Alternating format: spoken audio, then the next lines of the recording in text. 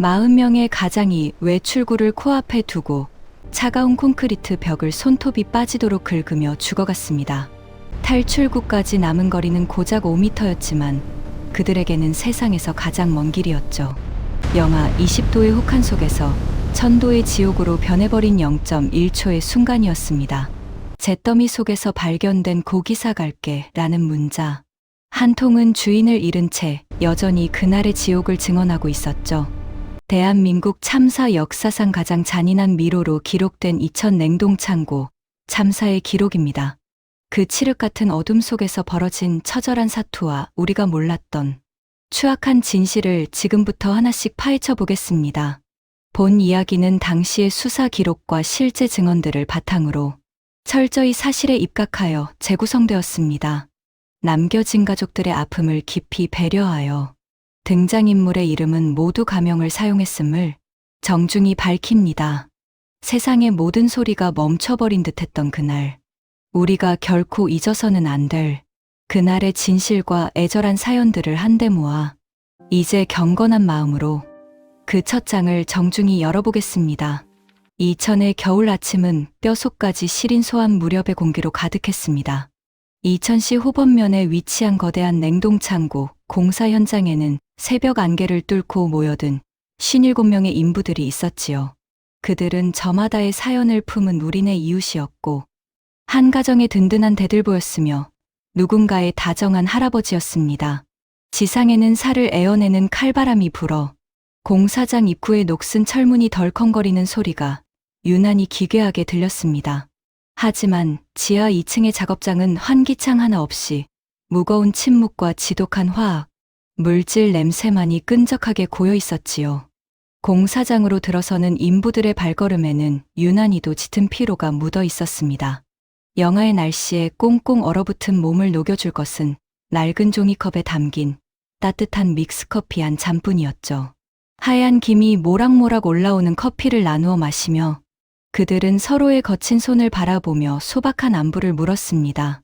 이번 설에는 고향에 내려가느냐는 옆 사람의 질문에 환갑을 넘긴 박씨 어르신은 손주 녀석 스레베돈 줄 생각에 미소가 번진다고 답했습니다. 옆에 있던 30살 청년 최 씨는 다음 달이면 태어날 아이의 얼굴을 떠올리며 오늘 잔업도 마다하지 않겠노라 다짐했지요. 그들의 소박하고도 아름다운 꿈이 담긴 대화는 지독한 우레탄 냄새 속으로 힘없이 흩어지고 있었습니다. 사실 지하 2층은 이미 인간이 숨을 쉬며 견딜 수 있는 공간이 아니었습니다. 벽면에 쉴 새 없이 뿌려지는 우레탄 폼에서는 달콤하면서도 역겨운 유증기가 안개처럼 뿜어져 나오고 있었죠. 환기 시설이 전혀 없던 폐쇄된 공간에서 이 유증기는 바닥부터 서서히 차올라 인부들의 발목을 잡고 무릎을 지나 어느새 그들의 코끝까지 도달해 있었습니다. 공기는 끈적거렸고 숨을 쉴 때마다 폐부가 타들어가는 듯한 통증이 느껴졌지만 그들은 오직 명절 전 마지막 일감을 마쳐야 한다는 일념 하나로 묵묵히 손을 움직였습니다. 천장에는 전선들이 거미줄처럼 엉켜 있었고 바닥에는 인화성 물질들이 아무렇게나 방치되어 있었지요. 그것은 거대한 화약고 안에서 성냥불을 켜고 있는 것과 다를 바 없는 위험천만한 상황이었지만 책임자들은 그저 빨리빨리만을 외치며 그들을 사지로 몰아넣고 있었습니다. 10분 뒤에 벌어질 지옥을 꿈에도 모른 채 인부들은 어두운 조명 아래서 서로의 얼굴도 제대로 보지 못한 채 작업을 이어갔습니다. 오전 10시 45분 운명의 시계추가 마침내 멈춰섰습니다. 정적을 깨는 굉음과 함께 지옥의 문이 활짝 열렸습니다. 0.1초라는 찰나의 시간 동안 지하 창고는 세상에서 가장 차가운 공간에서 지옥보다 뜨거운 화로로 변했습니다. 폭발은 단순히 불길이 번지는 수준이 아니라 공간 전체를 집어삼키는 거대한 압력이었죠. 지상에 있던 사람들은 땅이 꺼지는 듯한 진동을 느꼈고 냉동창고 외벽의 판넬들이 종이장처럼 하늘로 튀어나가는 것을 목격했습니다. 하지만 정작 지하에 있던 인부들은 비명을 지를 틈조차 없었습니다. 강력한 폭풍이 그들의 몸을 낙엽처럼 날려 콘크리트 벽으로 밀쳐냈고 천장의 모든 전등은 일제히 파편이 되어 흩어졌습니다. 빛이 사라진 그곳에 남은 것은 오직 시뻘건 화염과 숨을 쉴 때마다 기도를 태워버리는 뜨거운 연기뿐이었죠. 축구장 2개를 합친 것보다 넓은 13,000제곱미터의 지하 공간은 순식간에 탈출구 없는 거대한 미로가 되었습니다. 화염은 산소를 무섭게 먹어치우며 괴물처럼 몸집을 불렸고, 우레탄이 타면서 발생하는 맹독성 가스는 인부들의 신경을 단 몇 초 만에 마비시켰습니다. 앞이 보이지 않는 암흑 속에서 인부들은 본능적으로 출구를 향해 손을 뻗었지요. 하지만 그들이 마주한 것은 약속된 탈출구가 아니라 차갑고 단단한 콘크리트 벽이었습니다. 어제까지 같이 커피를 마시며 웃던 동료의 목소리는 처절한 비명으로 바뀌었다가 이내 무거운 정적 속으로 묻혔습니다. 이것은 단순한 사고가 아니라 돈을 위해 생명을 외면한 예고된 학살이었죠. 공사 기간을 단 며칠이라도 줄여서 이윤을 남기려던 기업의 탐욕이 환기시설 하나 없는 지하 2층에 40명의 목숨을 밀어 넣은 것입니다. 인부들은 뜨거운 열기 속에서도 마지막까지 아내와 아이들의 이름을 부르며 어둠 속을 헤맸지요. 벽면에는 그들의 처절한 사투를 증명하듯 손톱 자국이 선명하게 남겨졌습니다. 하지만 야속하게도 냉동창고의 두꺼운 단열재는 그들의 마지막 비명조차 밖으로 내보내주지 않았습니다. 지상에서는 시커먼 연기가 하늘을 덮기 시작했고 소방차의 사이렌 소리가 대기를 갈랐지만 지하의 가장 깊은 곳에서는 이미 32명의 우주가 소리 없이 침몰하고 있었습니다. 우리가 국가의 경제 성장을 자랑하며 샴페인을 터뜨리는 동안 보이지 않는 곳에서 우리네 아버지들은 이토록 잔인한 미로 속에 갇혀 사랑하는 이의 곁으로 돌아갈 길을 잃어가고 있었죠. 밖으로 나갈 수 있는 문은 고작 몇 미터 앞에 있었지만 칠흑 같은 연기는 그 짧은 거리조차 허락하지 않았습니다. 사람들은 서로의 옷자락을 붙잡고 의지하려 했지만 밀려드는 가스 앞에 하나둘 무력하게 쓰러졌습니다. 바닥에 떨어진 휴대폰에서는 주인을 찾는 벨소리가 끊임없이 울려 퍼졌지요. 아버지가 돌아오기만을 기다리는 가족들의 간절한 부름이었지만 대답해줄 이는 이제 아무도 없었습니다. 잿더미로 변해버린 창고 안에는 고소한 명절, 음식 냄새 대신 살이 타는 냄새와 유독 가스의 악취만이 가득했습니다. 대한민국이 잊어서는 안 될 가장 시리고도 뜨거운 월요일 오전 10시 45분 그 시간은 그렇게 40명의 가장과 함께 멈춰 서고 있었죠. 잿더미 속에 흩어진 것은 단순히 타버린 콘크리트 조각이나 뒤틀린 철강 덩어리가 아니었습니다. 그곳에 묻힌 것은 누군가의 인생이었고 지키고 싶었던 가장 소중한 꿈의 조각들이었죠. 우리는 이제 그 잔인한 미로 속에서 쓰러져간 평범한 아버지들의 삶을 하나씩 들여다보려 합니다.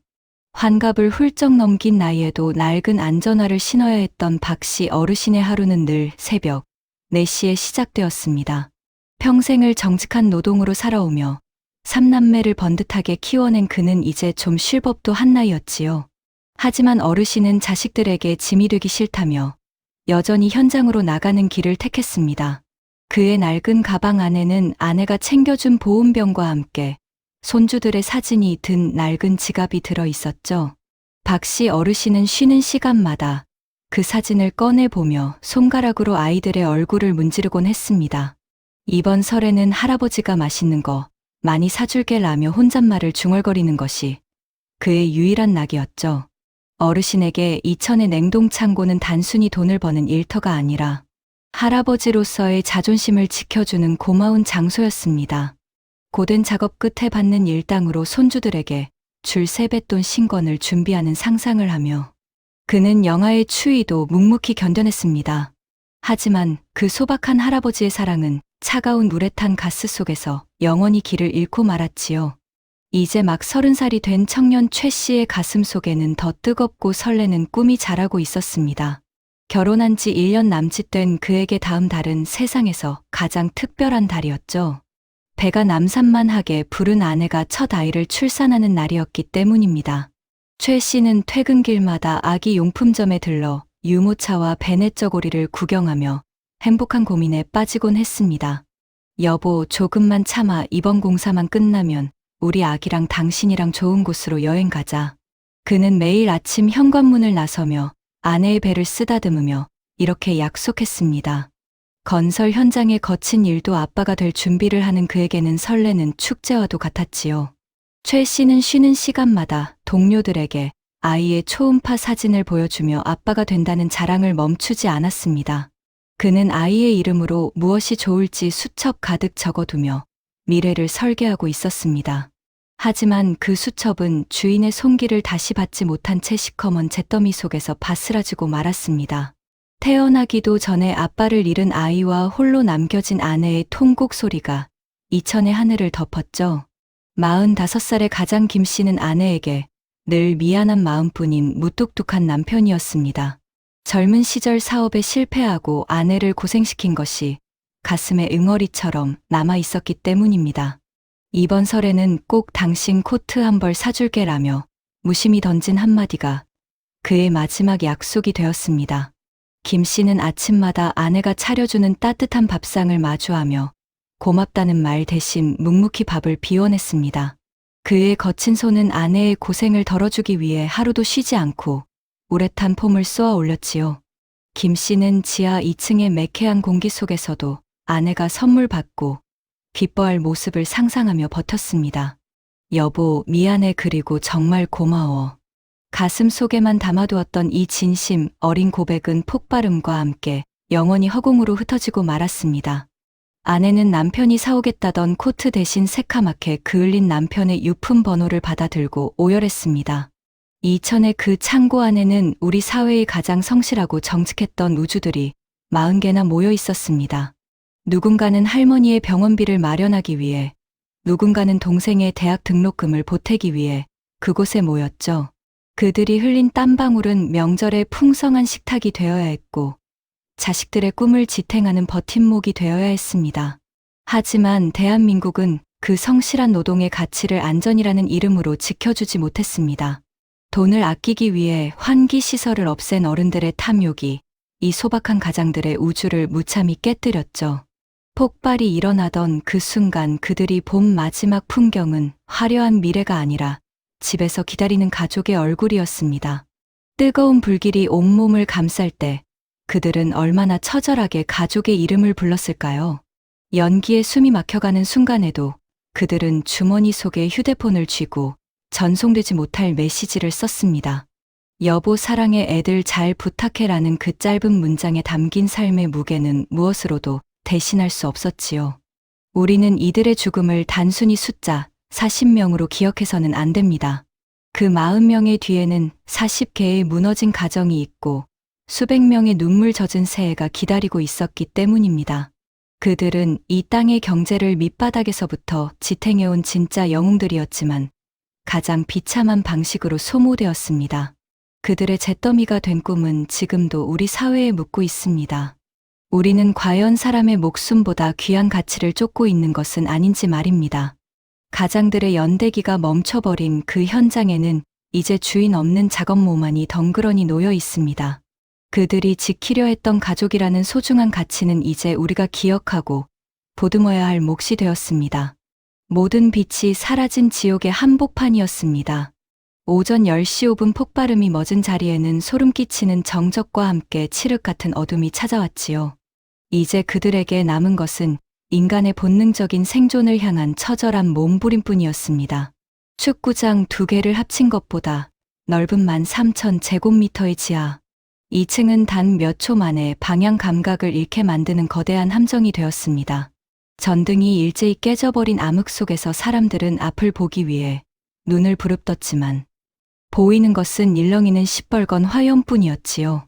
뜨거운 열기는 폐부를 찔러왔고 공기는 숨을 쉴 때마다 기도를 태워버리는 칼날로 변해버렸습니다. 우레탄이 타들어가며 뿜어내는 검은 연기는 단순히 앞을 가리는 장막이 아니라 사람의 신경을 마비시키는 죽음의 안개였죠. 인부들은 본능적으로 손을 뻗어 서로의 옷자락을 붙잡거나 차가운 콘크리트 벽을 더듬기 시작했습니다. 어디가 출구인지 어디가 막다른 길인지 도무지 알 수 없는 암흑 속에서 그들은 오직 살아야 한다는 일념 하나로 발을 내디뎠습니다. 하지만 냉동 창고의 복잡한 구조는 그들을 자꾸만 죽음의 구석으로 몰아넣고 있었습니다. 뜨거운 증기에 눈을 뜰 수조차 없는 고통 속에서도 사람들은 곁에 있는 동료의 이름을 목 놓아 불렀지요. 여기 사람 있어요. 제발 이쪽으로 오세요. 라는 외침은 거친 기침 소리에 묻혀 힘없이 사라졌습니다. 천장에서는 녹아내린 단열재가 뜨거운 비처럼 쏟아졌고 바닥은 미끄러운 기름과 파편들로 아수라장이었습니다. 넘어지고 다시 일어나기를 수십 번 반복하며 그들이 향한 곳은 평소 늘 드나들던 익숙한 계단이었죠. 하지만 운명은 가혹하게도 그들에게 마지막 자비조차 베풀지 않았습니다.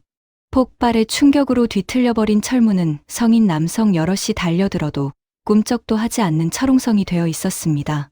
단 5m였습니다. 그 두꺼운 철문만 열 수 있었다면 차가운 겨울바람이 부는 지상으로 나갈 수 있었을 텐데요. 그 짧은 5m의 거리가 그들에게는 이 세상과 저 세상을 가르는 영원한 절벽이 되고 말았습니다. 사람들은 문을 두드리고 발로 차며 절규했습니다. 살려달라는 비명소리는 지하 2층의 두꺼운 벽에 부딪혀 공허한 메아리가 되어 돌아올 뿐이었죠. 산소는 점점 희박해졌고 대신 그 자리를 채운 것은 코를 찌르는 유독가스와 뜨거운 열기였습니다. 의식이 흐려지는 순간에도 사람들은 포기할 수 없었습니다. 집에서 기다릴 아내의 얼굴과 이제 막 걸음마를 떼기 시작한 아이의 웃음소리가 귓가에 맴돌았기 때문입니다. 손톱이 깨지고 손가락 끝에서 붉은 피가 배어 나오는 줄도 모르고 그들은 벽면을 긁어내렸습니다. 나중에 수습된 현장의 벽면에는 그들의 처절한 사투를 증명하듯 무수한 손톱 자국이 선명하게 남아 있었지요. 그것은 단순히 벽을 긁은 흔적이 아니라 이 세상을 향한 마지막 원망이자 가족을 향한 간절한 그리움의 기록이었습니다. 칠흑 같은 어둠 속에서 누군가의 주머니 속 휴대폰이 희미하게 빛을 발하며 울리기 시작했습니다. 액정 위에는 아내 혹은 엄마라는 이름이 선명하게 떠올랐지만 주인을 잃은 손은 더 이상 휴대폰을 집어들 수 없었죠. 벨소리는 차가운 콘크리트 바닥을 타고 낮게 깔리다가 이내 무거운 정적 속으로 잦아들었습니다. 그 짧은 진동 소리가 들릴 때마다 사람들은 마지막 남은 기운을 짜내어 벽을 두드렸습니다.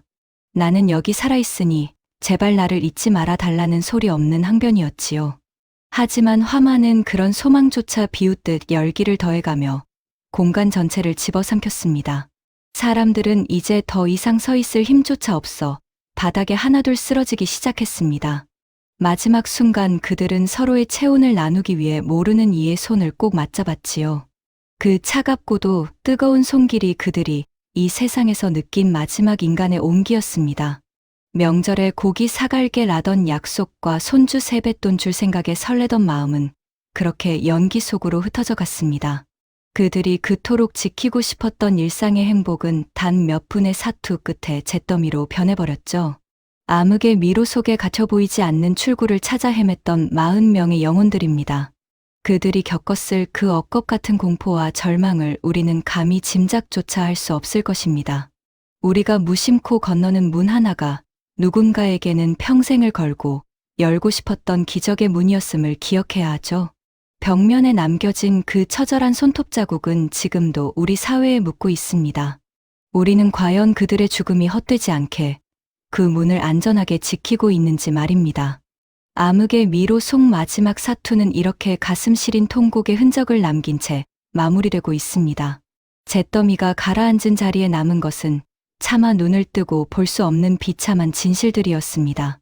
우리는 이제 그 뜨거웠던 불길보다 더 잔인하고 차가웠던 인간의 탐욕을 정면으로 마주해 보려 합니다. 사건을 수사하던 이들이 맞닥뜨린 냉동창고의 실체는 사람이 일하는 일터가 아니라 오직 이웃만을 위해 설계된 거대한 덫이었죠. 가장 먼저 우리를 분노하게 만드는 것은 불이 나기 직전까지 자행되었던 무리한 동시 작업이었습니다. 원래 우레탄 폼을 벽면에 뿌리는 작업은 인화성이 매우 강한 유독가스가 발생하기 때문에 다른 작업과 절대로 함께해서는 안 되는 공정입니다. 유증기가 가득 찬 공간에 작은 불꽃이라도 튀면 그것은 곧바로 폭탄이 되어 돌아오기 때문이죠. 하지만 그날 현장에서는 우레탄 작업과 함께 금속을 자르고 붙이는 용접 작업이 동시에 진행되고 있었습니다. 공사 기간을 단 하루라도 앞당겨야 더 많은 돈을 벌 수 있다는 기업의 욕심이 기본적인 안전, 수칙을 가차 없이 짓밟은 것입니다.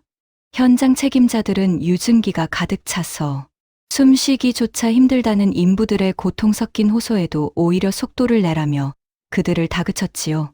그들에게 인부들의 생명은 공사 일정을 맞추기 위한 하나의 부품에 불과했던 것일까요? 더욱 기가 막힌 사실은 이 지옥 같은 공간의 환기 시설조차 제대로 가동되지 않았다는 점입니다.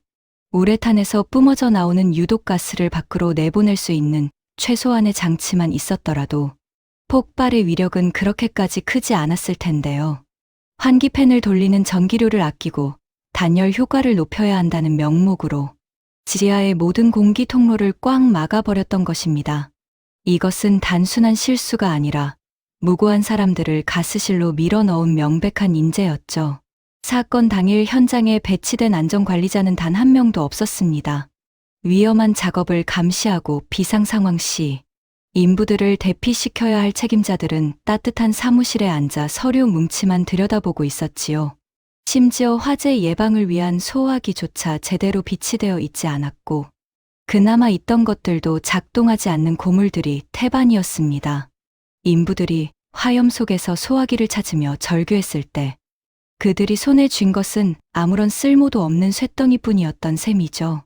비상구가 막혀 있었던 진실은 유가족들의 가슴을 다시 한번 갈기갈기 찢어놓았습니다. 건물의 열을 빼앗기지 않아야 한다는 이유로 혹은 도난을 방지한다는 핑계로 지하의 여러 출입문을 밖에서 쇠사슬로 묶어 잠가두었던 것입니다. 불길을 피해 필사적으로 달려간 인부들이 마주한 것이 굳게 닫힌 철문이었음을 알게 되었을 때 유가족들은 현장에서 실신하고 말았지요. 사람의 목숨보다 건물의 단열과 자재의 보존을 더 중요하게 여겼던 그들의 비정한 경영 철학입니다. 수사 과정에서 드러난 또 다른 추악한 민낯은 하도급에 하도급을 거듭하는 고질적인 건설 업계의 병폐였습니다. 원청 업체는 이익을 극대화하기 위해 헐값에 하청을 줬고 그 하청 업체는 다시 더 싼 값에 재하청을 주었죠. 이 과정에서 안전에 투입되어야 할 비용은 허공으로 사라졌고 결국 그 피해는 가장 밑바닥에서 땀 흘려 일하는 노동자들에게 고스란히 돌아갔습니다. 교육도 받지 못한 일용직 노동자들과 고려인 동포들이 아무런 보호 장비도 없이 유독가스가 가득한 지하로 떠밀려 내려갔던 것입니다. 사고 이후 법정에서 보여준 업체 관계자들의 태도는 더욱 가관이었습니다. 그들은 관행이었다거나 나 혼자만의 잘못이 아니다라며 책임을 회피하기에 급급했지요. 자신들의 지시로 목숨을 잃은 40명의 가장 앞에서 고개를 숙이는 대신 변호사를 앞세워 형량을 줄이는 데만 골몰했습니다. 법이 내린 처벌은 40명의 고귀한 생명에 비하면 너무나 가볍고 허망한 것이었기에 우리 사회는 다시 한번 좌절해야 했습니다. 이천 냉동창고의 비극은 단순히 운이 나빠서 일어난 사고가 아닙니다. 그것은 우리 사회가 오랫동안 묵인해온 빨리빨리 문화와 생명 경시 풍조가 낳은 필연적인 참사였죠. 화려한 냉동창고 건물의 외벽 뒤에는 이처럼 썩어 문드러진 어른들의 양심과 탐욕이 검게 드리워져 있었습니다. 우리가 이 진실을 외면하지 않고 기록해야 하는 이유는 분명합니다. 누군가의 아버지였고 남편이었던 그들이 왜 차가운 벽을 긁으며 죽어갔는지 그 원인을 똑똑히 알아야 하기 때문이죠. 돈 몇 푼을 아끼기 위해 사람의 목숨을 담보로 잡았던 그 야만의 기록을 우리는 영원히 잊지 말아야 합니다. 분홍색 대리석이 상징했던 풍요의 이면에는 이처럼 지독한 슬픔과 분노가 서려 있었습니다. 이제 우리는 이 추악한 탐욕의 사슬을 끊어내고 다시는 이런 비극이 반복되지 않도록 안전이라는 가치를 다시 세워야 하죠. 추악한 탐욕은 이렇게 우리 사회에 일그러진 자화상을 보여주며 묵직한 과제를 남기고 있습니다. 참혹했던 연기가 모두 거치고 난 뒤에도 이천의 겨울은 여전히 시리도록 차가운 바람을 몰아치고 있었습니다. 살을 에어내는 추위 속에서 유가족들이 마주한 것은 따뜻한 집으로 돌아오겠다던 가장들의 뒷모습이 아니라 차가운 유품 번호와 주인을 잃은 낡은 신발뿐이었지요. 40명의 거대한 우주가 한순간에 사라져버린 그 자리에는 이제 남겨진 이들의 지독한 슬픔과 멈춰버린 시간이 고여 있었습니다. 사고가 나고 며칠 뒤 우리 민족의 가장 큰 명절인 설날이 찾아왔지만 유가족들에게 그날은 세상에서 가장 잔인한 날이 되고 말았죠. 아버지가 사오겠다던 고기 대신 제 사상 위에는 새카맣게 그을린 영정사진만이 놓여 있었으며 집안 가득 퍼지던 웃음소리는 처절한 통곡 소리로 바뀌었습니다. 어린 손주들은 할아버지가 사주기로 했던 새 신발 대신 하얀 국화꽃을 손에 쥐었고, 아내는 남편의 빈자리를 바라보며 식어버린 국그릇을 하염없이 적셨지요. 여보, 고기 사온다더니 왜 아직도 안 와요라며 현관문을 붙잡고 오열하던 어느 어머니의 외침은 그날 이천의 하늘을 찢어발기는 아픔이었습니다. 우리는 이 비극적인 기록을 마무리하며 단순히 슬퍼하는 것에 그치지 않고 그들이 우리에게 남긴 마지막 메시지를 가슴에 새겨야 합니다. 이천 냉동창고 참사는 우리 사회가 안전이라는 소중한 가치를 돈과 바꿨을 때 얼마나 참혹한 대가를 치르는지 보여주는 가장 뼈아픈 교훈이었죠. 이 사건 이후 대한민국은 시설물 안전관리법을 강화하고 전동차나 대형 건물의 내장재를 불에 타지 않는 소재로 전면 교체하는 변화를 맞이했습니다. 우리가 오늘 무심히 누리는 이 평범한 일상이 사실은 그날의 희생자들이 벽을 긁으며 그토록 바랐던 내일이었음을 잊지 말아야 하죠. 가족을 위해 가장 낮은 곳에서 가장 뜨겁게 일했던 40명의 평범한 영웅들입니다. 비록 그들의 육신은 잿더미로 변해 흩어졌지만 그들이 지키려 했던 가족에 대한 사랑과 헌신은 우리 사회를 지탱하는 숭고한 정신으로 남아 있습니다.